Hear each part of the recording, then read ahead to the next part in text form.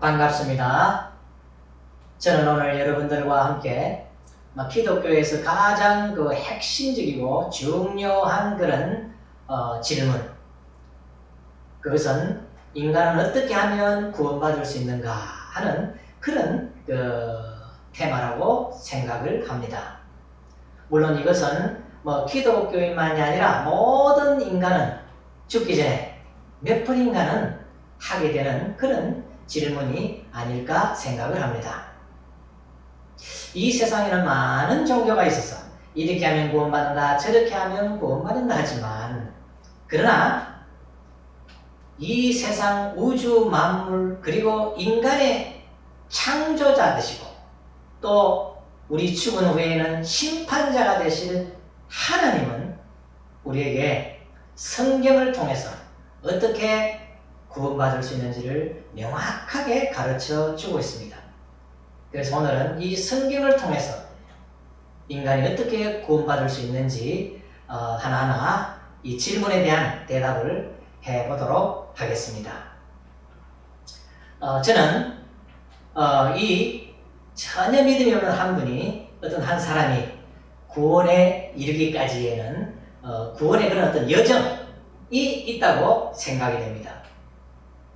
그리고 그 구원의 여정에서 우리는 몇 가지 변화의 단계를 거치게 된다고 하는 사실입니다. 저는 개인적으로는 한 4가지 정도의 그런 단계가 있다고 생각을 합니다. 이 단계마다 우리는 성경의 그 중요한 어떤 진리와 사실을 인식하거나 혹은 자각하는 것. 좀 더 나아가서 말하면 그 어떤 사실을 인정하고 받아들이는 것이 필요합니다. 그렇게 함으로써 다음 단계로 우리는 넘어가게 되고 드디어 완전한 구원에 이르게 된다고 하는 사실입니다. 그래서 먼저 저는 간단하게 이 4가지의 단계의 타이틀만 먼저 간단하게 말씀을 드리고 다시 그 하나하나에 대하여 설명을 하도록 하겠습니다. 첫 번째, 구원의 여정의 첫 번째 단계는 내가 죄인이다 라고 하는 이 성경적인 진리, 이 사실을 우리가 자각하거나 혹은 인지하기 시작하는 것에서 출발합니다. 그리고 그것을 인정하고 내가 받아들이는으로써 이 첫 번째 단계를 거치게 됩니다. 이 첫 번째 단계는 구원의 여정에서 생각하면 구원의 출발점에 스타트 라인에 서는 것과 같다고 생각합니다. 두 번째 단계는 내가 죄인일 뿐만 아니라 그 죄는 심판과 엄청난 형벌이 반드시 따라온다고 하는 이 성경적 진리, 사실에 대하여 인식하거나 인지하거나 혹은 자각하는 것, 그리고 그것을 인정하고 내가 순순히 받아들이는 것이 필요합니다.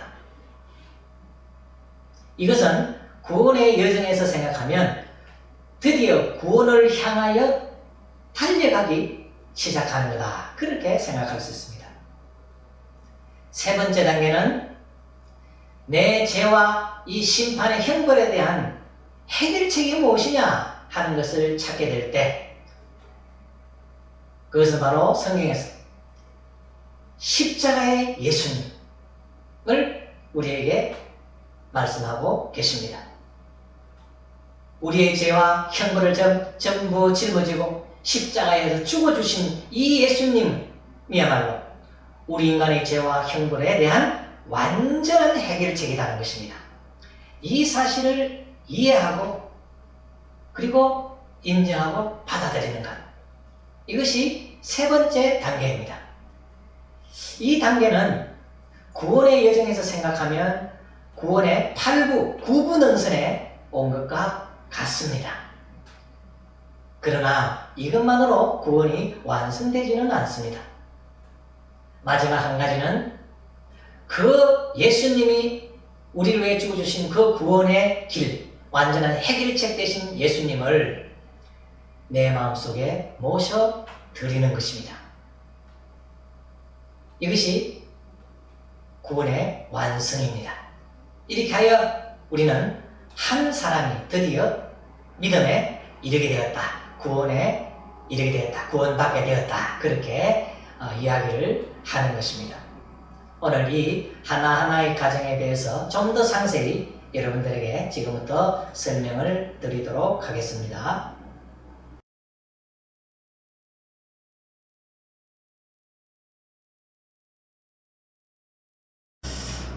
그러면 첫 번째 단계부터 한번 생각해 보겠습니다. 첫 번째 단계는 내가 심각한 죄인이라는 사실을 깨닫는 것이라고 했습니다. 성경 말씀에 로마서 3장 23절에 이렇게 기록하고 있습니다. 모든 사람이 죄를 범하였음에 하나님의 영광에 이르지 못하더니, 몇 사람이 죄를 범했냐 하면 모든 사람입니다. 모든 사람입니다. 한 사람도 예외가 없습니다.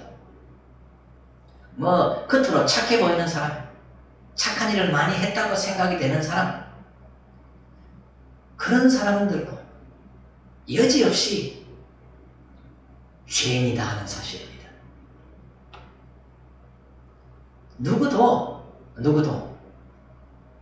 그 죄로부터 자유로운 사람은 아무도 없다고 그렇게 얘기하고 있습니다. 그래서 이 죄 때문에 인간은 하나님의 영광에 이르지 못한다. 즉 하나님으로부터 오는 구원, 축복, 그리고 인간으로서의 그런 어떤 인간다운 삶, 그런 삶을 누리지 못하고 인간의 수준과 레벨이 점점 내려가게 됩니다.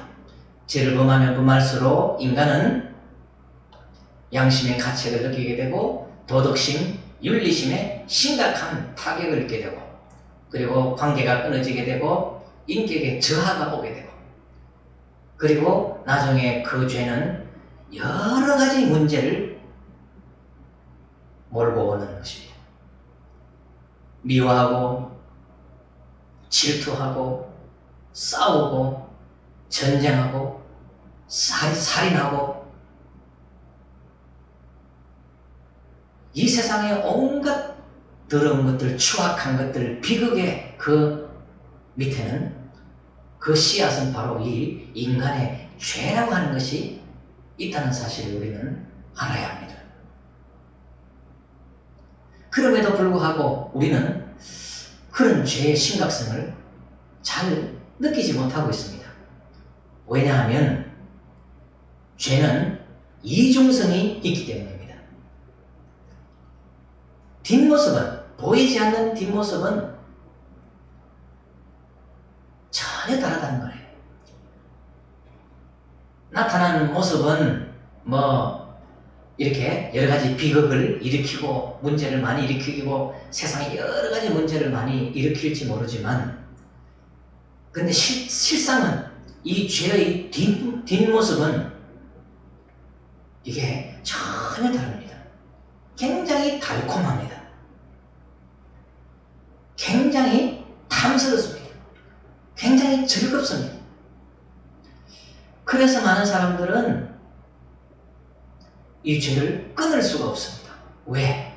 즐겁고 향기롭고 아름답게 보이고 로맨틱하게 보이고 달콤하게 느껴지기 때문에 죄를 끊지 못하고 계속해서 그 죄를 지으면서 우리는 인생을 마감할 수밖에 없습니다. 그러나 우리는 분명히 알아야 됩니다. 내가 심각하게 느끼지 않든 나는 정말로 성경이 말하는 죄인이다 하는 사실을 알아야 합니다. 우리 몸에는 시간이 지나면 점점 때가 묻게 되어 있습니다. 먼지가 묻기도 하고 오염물질이 묻기도 하고 바이러스가 묻기도 하고 박테리아가, 병원균이, 여러 가지 것들이 우리 몸속에 계속해서 때가 쌓이게 됩니다. 씻게 되면 해결이 됩니다만 씻지 않으면 부패하고 냄새가 나고 악취가 나고 그리고 전염병으로 병에 걸리게 되고 다른 또 병에 걸리게 되면서 파괴가 일어나고 맙니다. 그런데 영혼의 때, 이 죄 문제는 이게 우리 힘으로 간단하게 씻을 수가 없다는 사실, 이게 굉장히 심각한 겁니다. 그러니까 쌓이기만 하지 이걸 우리 힘으로는 없애거나 그걸 완전히 씻어버릴 수 없다는 사실입니다. 그래서 죄 문제는 더더욱이 우리에게 있어서 매우 심각한 문제라고 하는 사실을 우리는 깊이 인식을 해야 합니다.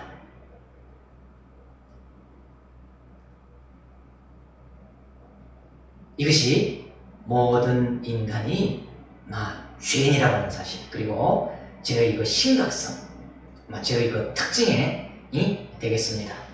두 번째는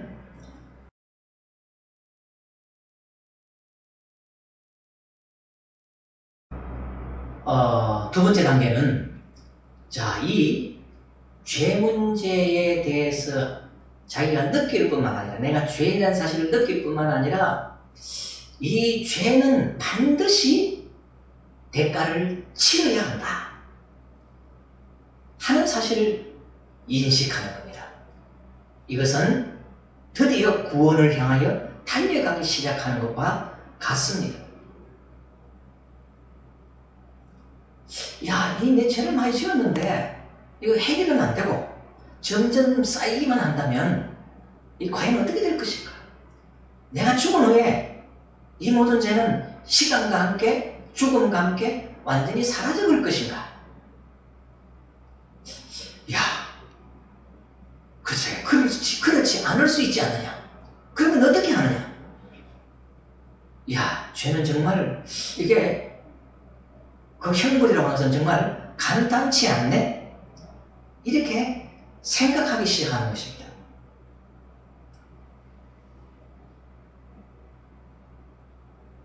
성경 말씀 히브리서 9장 27절에 이렇게 기록하고 있습니다. 한 번 죽는 것은 사람에게 정하신 것이요 그 후에는 심판이 있으리니. 인간은 한 번 죽습니다. 누구나 다 알고 있고 인정합니다. 그런데 또 하나, 그 후에 심판이 있다. 이거를 잘 받아들이지 않으려고 합니다. 왜? 그걸 받아들이면 내 인생은 바꾸지 않으면 안 되기 때문에, 지금의 나의 이 어영부영한 생각에 모순이 일어나기 때문에 사람들은 바꾸려고 하지 않습니다. 인정하려고 하지 않습니다. 설마 심판, 형벌, 지옥 없겠지? 그런 자꾸 좋은 쪽으로 희망을 걸고 그쪽에 기대어서 우리는 심각하게 받아들이려고 하지 않습니다. 인간은 다 그렇습니다. 되도록이면 쉬운 쪽, 좋은 쪽에 기대를 걸고 그걸 바라면서 살아가려고 합니다. 그러나 성경은 분명히 얘기하고 있습니다. 반드시 죽은 후에 심판이 있다. 그 심판이 있다고 하는 얘기는 형벌이 있다는 얘기입니다. 그럼 그 형벌은 뭐냐? 그것에 대해서 성경에는 분명하게 얘기하고 있습니다. 우리가 흔히 말하는 지옥이 있다는 사실입니다. 그 지옥은 인간을 위해서 만들어진 것이 아니라 사탄과 마귀와 같은 이런 존재들을 벌하기 위하여 만들어진 완벽한 그런 최고의 형벌의 그런 장소입니다.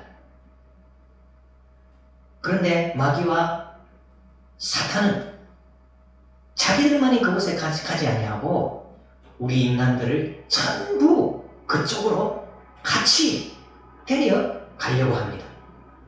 그래서 그 길이, 그 대열은 사탄이 끌고 가는, 마귀가 끌고 가는 그 대열은 아주 깁니다.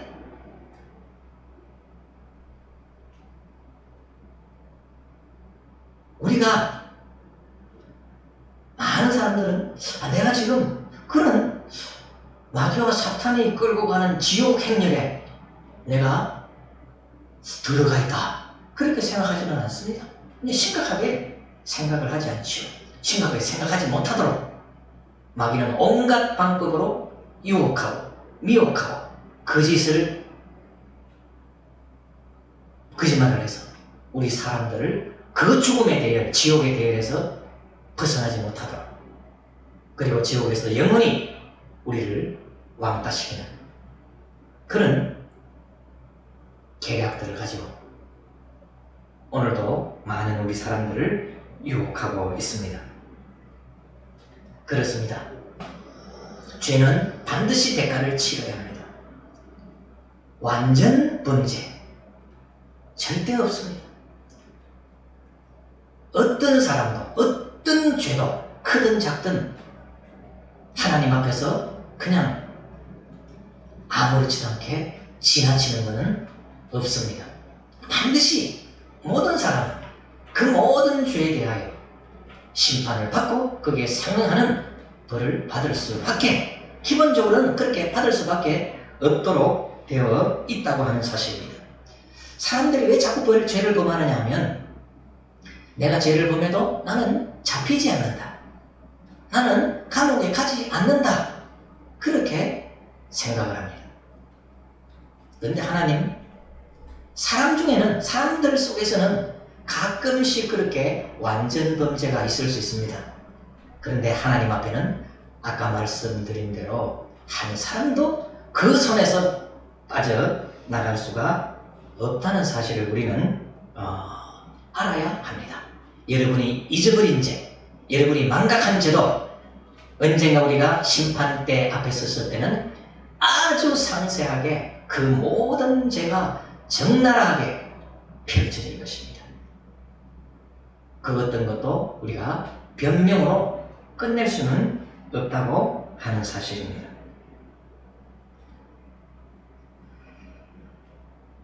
그래서 아까 제가 그 말씀을 드렸습니다. 우리는 자동적으로 이 마귀와 사탄의 속임수에 속임을 받아서 죽음의 대열, 지옥의 대열에 서서 따라가고 있을지 모릅니다.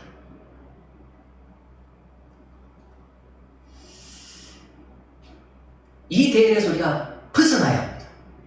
죽음의 대열에서, 지옥의 대열에서, 행렬에서 생명과 천국의 대열로 우리는 사실은 옮겨가야 합니다. 그런데 그렇게 하려고 그러면 무언가 우리가 행동하지 않으면 그게 불가능합니다.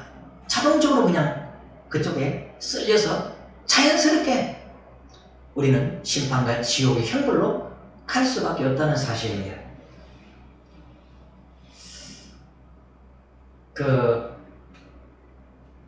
기독교의 유명한 신학자요, 저술가인 C.S. 루이스라고 하는 사람은 이렇게 이야기를 했습니다. 지옥으로 가는 그 길에는 경사가 전혀 없다. 그 길에는 울퉁불퉁한 것도 없고 표면이 아주 부드러우며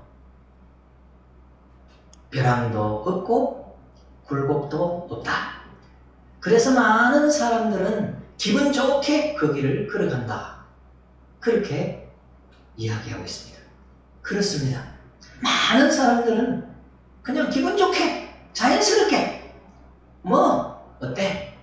그냥 잘 살다가 잘 먹고 잘 살다가 죽으면 끝이지, 그렇게 생각하면서 그 마귀가 이끄는 죽음의 대열에 합류하여 오늘도 그 길을 기분 좋게 걸어가고 있습니다. 그러나 그 길은 사망이요 심판과 형벌의 그런 길입니다.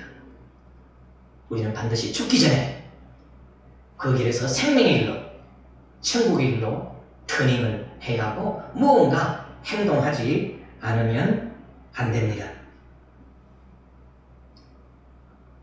성경에는 지옥, 많은 사람들이 지옥, 그냥, 어떤 거야? 그냥 대충 그런 게 있겠지. 얘기를 합니다만, 성경에는, 지옥에 대한 그런 여러 가지가 많이 나옵니다. 대체적으로 우리가 성경을 읽다 보면, 지옥에는 몇 가지 그런 특징들이 있지 않느냐 하는 그런 생각을 합니다. 그 중에서도 특별히, 지옥에는 몇 가지, 4가지 정도, 그 외에도 있겠지만, 한 4가지 정도가 존재하지 않는 그런 완벽한 심판의 장소다 라고 하는 이야기를 우리는 가끔 합니다. 4가지. 첫째는 그곳에는 출구가 없다. 도망갈 수 있는 출구가 없다는 사실입니다. 우리가 아무리 힘들고 어렵고 고통스러워도 어떻게 다시 빠져나갈 수 있는 그런 구멍이 전혀 존재하지 않는 완벽한 그런 형벌의 장소다. 두 번째는 그곳에는 기회가 없다는 사실입니다. 내가 다시 한 번 더 시도해 볼 수 있는, 새롭게 내가 인생을 살아볼 수 있는 그런 어떤 기회가 없습니다. 내가 그렇게도 예수님을 믿으라고 할 때 믿지 않았는데, 이제는 정말 믿어보겠다. 이제는 정말 내가 구원을 향해 나아가보겠다.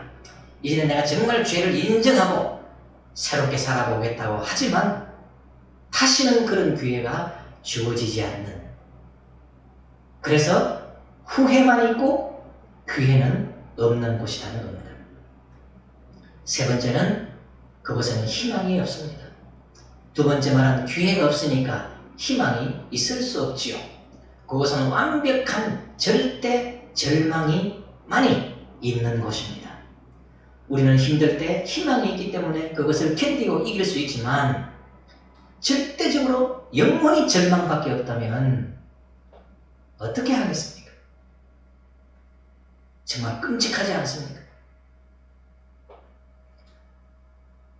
그리고 네 번째, 지옥에는 자유가 없습니다.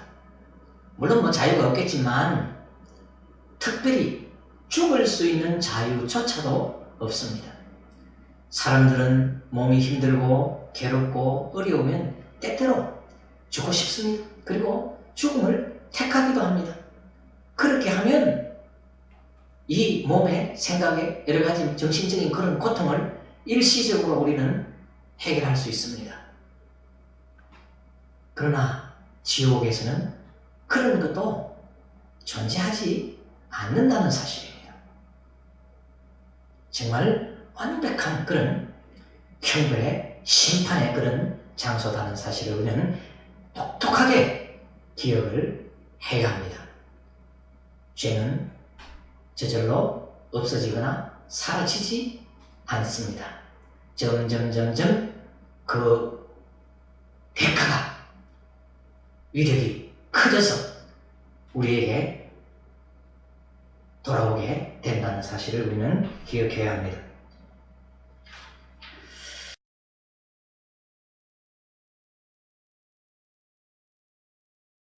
세 번째 단계는 말씀을 드린 대로, 이런 죄와 심판에 대해서 명확히 인식을 했다면 그 다음에는 그러면 이 죄 문제를 어떻게 내가 해결해야 되느냐 하는 것입니다. 그래서 사람들은 종교를 택하기도 하고 선한 행위를 하려고도 생각을 하고 돈을 기부를 좀 해보겠다고 생각을 하기도 하고 여러 가지를 합니다. 그러나 그 모든 것들이 그렇게 의미가 있는 것은 아닙니다. 성경은 우리에게 그에 대한 우리의 죄 문제, 나의 죄 문제와 그 심판의 형벌의 문제에 대한 완전한 해결책을 하나님이 우리에게 제시해 주셨습니다. 엄청난 하나님이 희생을 치르고 우리가 죄로부터 형벌로부터 벗어날 수 있는 길을 마련해 주셨습니다. 그것이 바로 예수님의 십자가입니다. 하나님은 예수님을 이 땅에 보내주셨고 그 예수님이 십자가 위에서 죽었습니다. 자기 죄 때문에 죽은 게 아닙니다. 성경 말씀 한번 보겠습니다. 베드로전서 3장 18절에 이렇게 기록하고 있습니다. 그리스도께서도 한 번 죄를 위하여 죽으사 의인으로서 불의한 자를 대신하셨으니 이는 우리를 하나님 앞으로 인도하려 하심이라. 육체로는 죽임을 당하시고 영으로는 살리심을 받으셨으니, 이 말씀에 보면 예수님도 죄 없는 분이었지만 불의한 자를 대신해서 죽었다, 그렇게 기록하고 있습니다. 불의한 나, 죄 많은 나, 우리를 위해서 예수님이 십자가 위에서 나의 모든 죄와 형벌을 전부 짊어지고 내가 죽어야 할 그 죽음을 예수님이 십자가 위에서 죽어 주셨던 것입니다. 그래서 그렇게 함으로써 우리는 이 예수님의 십자가를 때문에 통해서 구원받을 수 있는 길이 우리에게는 열려져 있습니다. 이 세상에서 누가 여러분들의 죄를 짊어지고 죽어주신 분이 있습니까? 아무도 없습니다. 그러나 예수님만은 우리의 죄를 대신 짊어지고 내 대신 벌받아 십자가의 벌을 받아 죽어주셨습니다. 그것은 이 세상에서 존재하는 그 어떤 사랑보다도 더 고귀하고 말로 표현할 수 없는 정말 상상 초월의 궁극적인 그런 사랑입니다. 이런 사랑을 누가 우리에게 주셨습니까? 예수님입니다. 그리고 그 예수님은 죽은 후에 3일 만에 다시 부활했다, 그렇게 하고 있습니다. 그게 뭔 말입니까? 인간이라면 부활이 있을 수 없죠. 불가능합니다. 근데 예수님이 부활했다는 얘기는 예수님이야말로 진짜 하나님이요, 진짜 우리를 죽음에서도 살려내실 수 있는, 부활로 인도하실 수 있는 그런 분이라고 하는 증거입니다. 이 부활이라고 하는 것은. 예수님이 진짜 하나님, 그리고 그분은 죽음을 생명으로 바꿀 수 있다. 우리가 죽음으로 끝나는 것이 아니라 나중에 영생을 얻어 생명으로 바뀌어질 수 있고 또 심판에서 천국으로 갈 수 있다는 사실을 증명해 주는 사건이 부활입니다. 이렇게 자기가 가지고 있는 최고의 생명을 십자가 위에서 던져주시는 그런 사랑의 예수님, 또 죽음에서 부활하는 그런 최고의 전지전능하신 능력의 하나님이, 전지전능하신 하나님이 어디에 있습니까? 다른 종교 한번 찾아보십시오. 어느 종교에 누가 인간을 위해 죽었고 죽었다가 살아난 그런 사람이 있습니까? 아무리 찾아봐도 없습니다. 혹시 그런 사람이 있다고 한다면 그 사람에게 구원이 있을 겁니다. 가도 좋다고 생각합니다.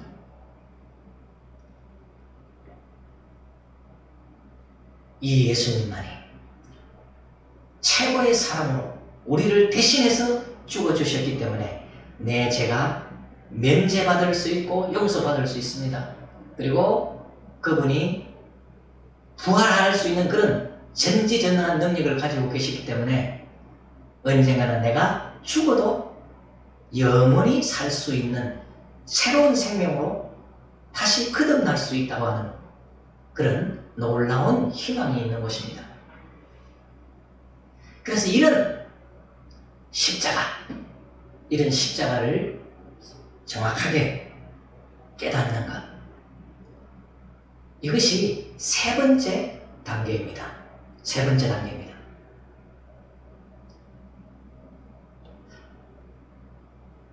이 세 번째 단계에서 정말 예수님이 참 나를 위해서 죽어주셨고 나의 제 문제가 이 예수님을 통해서 완전히 해결될 수 있다, 용서받을 수 있다, 면제받을 수 있다, 그 형벌로부터 내가 면제받을 수 있다고 하는 사실을 깨닫는 것이 중요합니다. 그런데 그것은 완성은 아닙니다. 완성은 아닙니다. 그것을 내 것으로 하느냐 못하느냐는 나에게 달려 있습니다. 그래서 이 구원을 내 것으로 하는 마지막 그 네 번째 단계에 대해서 제가 말씀을 드리고 마치도록 하겠습니다.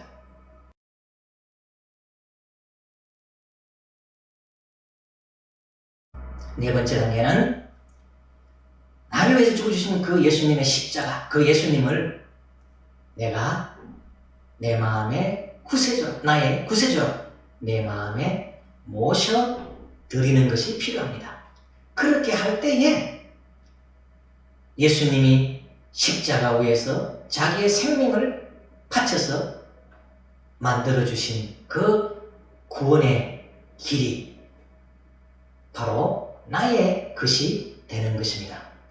그것을 내가 받아들이지 않으면 영원히 그것은 내 것이 되지 못합니다.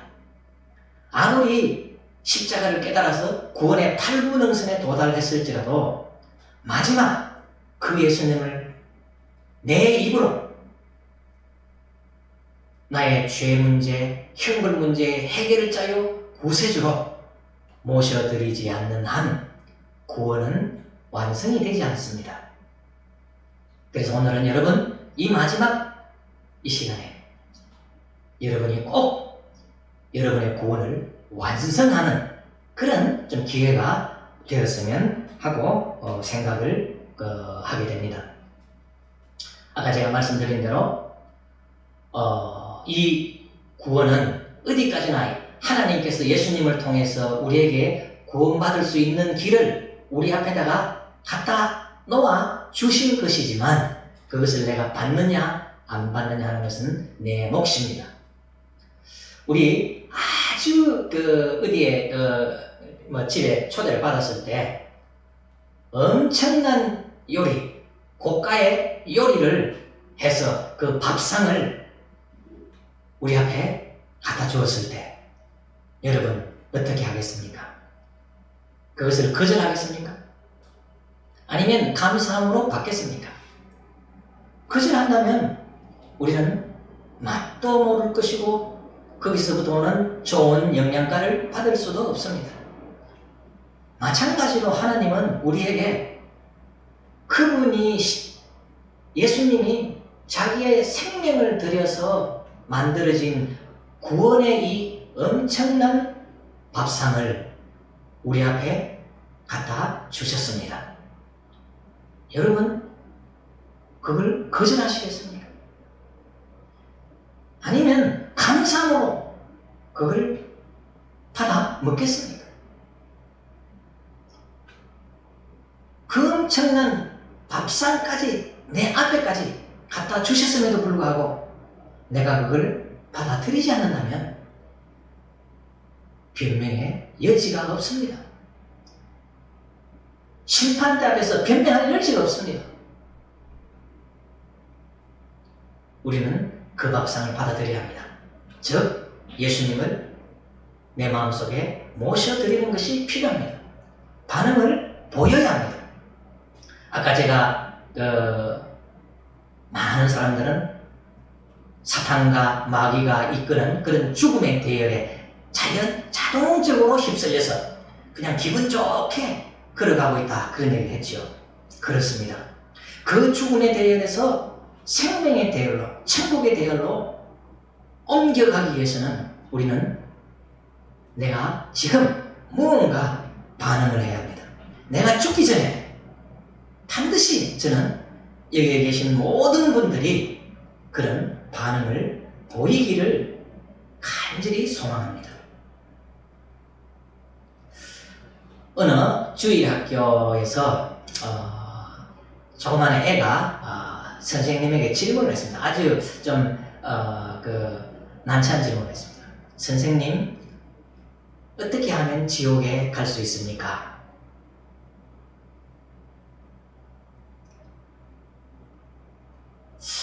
생각해보니 이게 난처한 거예요. 물론 애가 뭐 일부러 지옥에 가려고 그렇게 한 것은 아니겠죠. 어떻게 하면 지옥에 가지 않을까 하는 것을 이제 생각하던 중에 아마 나왔을 겁니다. 생각을 하다가 드디어 선생님이 대답을 했습니다. 아무것도 하지 않으면 된다. 아무것도 하지 말아라. 그렇습니다. 우리는 자동적으로 죽음의 대열에 휩쓸려서 지금 사탄과 마귀가 이끄는 그런 죽음의 대열에 휩쓸려 따라가고 있습니다. 여러분들이 아무런 반응을 보이지 않는다면 여러분은 자동적으로 걸어가다가 결국에는 엄청난 벼락으로 반드시 떨어질 것입니다. 그래서 우리는 그 전에 어떤 행동을 해야 합니다. 반응을 보여야 합니다. 그것이 제가 아까 말씀드렸던 그런 예수님을 영접하는 거라는 사실입니다. 성경에 요한복음 1장 12절에 이렇게 기록하고 있습니다. 영접하는 자, 곧 그 이름을 믿는 자들에게는 하나님의 자녀가 되는 권세를 주셨으니 라고 기록하고 있습니다. 영접하는 자에게 예수님을 자기의 구세주로 모셔드리는 자에게 하나님의 자녀가 되는 특권을 주신다. 하나님의 자녀가 된다는 것은 구원받았다는 사실입니다. 하나님이 예비하신 모든 그런 천국의 좋은 것들에 아니면 하나님이 주신 그런 준비하신 모든 그런 은혜의 밥상에 함께 동참할 수 있는 그런 특권입니다. 그래서 우리는 하나님의 자녀가 되기 위해서는, 즉 구원받기 위해서는 마지막 단계에서 이 예수님을 나의 죄와 형벌의 완전한 해결자요 구세주로서 내 마음속에 모셔드려야 합니다. 그러면 그 예수님이 우리의 마음속에 들어오시고 우리의 인생의 중심에 들어오시게 됩니다. 우리는 하나님의 자녀가 된다고 그렇게 얘기하고 있습니다. 저는 오늘 마지막 시간 여러분에게 꼭 이렇게 예수님을 영접하는 그런 놀라운 반응을 보이시기를 간절히 소망합니다. 제가 지금부터 좀 이런 어떻게 예수님을 영접할 수 있는지 제가 본을 보이도록 하겠습니다. 제가 직접 기도를 하겠습니다. 여러분 중에 혹시 내가 예수님을 한번 영접해야 되겠다, 내가 이제는 정말 죽기 전에 한번 반응을 보여야 되겠다, 이 죽음의 대열에서 생명의 대열로 바뀌어야 되겠다, 나도 영생받고 구원받고 싶다 하시는 분은 저의 기도를 따라서 같이 해주시면 되겠습니다. 그런데 이 영접을 함에 있어서는 먼저 한 가지 꼭 우리가 해야 될 게 있습니다. 뭐냐 하면 나의 죄를 자백하고 회개하는 것입니다. 아까 제가 말씀드렸죠. 죄가 얼마나 엄청난 형벌을 몰고 오는지 그 두려움을, 그 무서움을 안다면 우리는 죄를 자백할 수밖에 없고 회개할 수밖에 없습니다. 그래서 이제는 이 세상에서 있던 나를 방향을 틀어서 하나님께로 생각을 바꾸고 인생을 살아가는, 이것이 회개하는 것입니다. 여러분, 여러분의 죄를 자백하고 내가 죄인인 것을 고백하고 그리고 회개해야 됩니다. 그리고 예수님을 영접해야 합니다. 지금부터 제가 그런 예수님을 영접하는 기도를 하도록 하겠습니다. 동참하시기를 원하시는 분은 함께 기도해 주시면 되겠습니다. 제가 기도하고 나서 여러분들이 따라서 기도해 주시면 됩니다. 아니면 화면에 나와 있는 기도를 보시고 읽으시면서 기도하시면 되겠습니다. 다만 기도하실 때 이 세상에서 가장 경건한 자세, 가장 진실된 마음으로 오늘 그 예수님을 영접하기를 여러분들에게 부탁을 드리도록 하겠습니다. 그러면 제가 기도하도록 하겠습니다. 눈을 감고 기도할 텐데 같이 하시는 여러분들께서도 눈을 감으시고 혹은 화면을 보시는 분은 화면을 보시면서 따라서 기도해 주시면 되겠습니다. 기도하겠습니다. 예수님, 저는 죄인임을 깨닫고 저의 죄를 고백하며 그리고 그 더러운 죄악들을 회개하고자 합니다. 저를 불쌍히 여기시고 용서하여 주옵소서.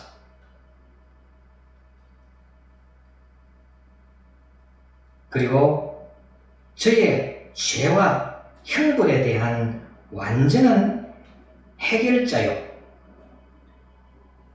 구세주 되신 예수님을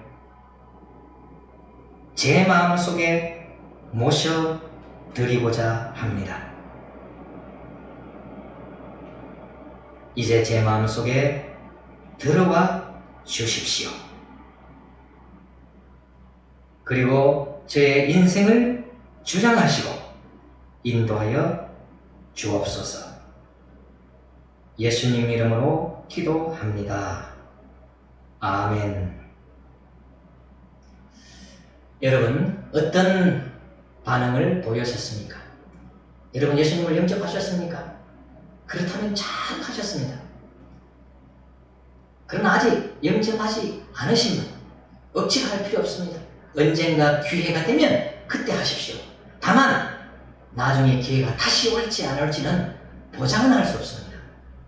그러나 죽기 전에 언젠가 한 번은 이런 반응을 꼭 보이시기를 간절히 부탁을 드립니다.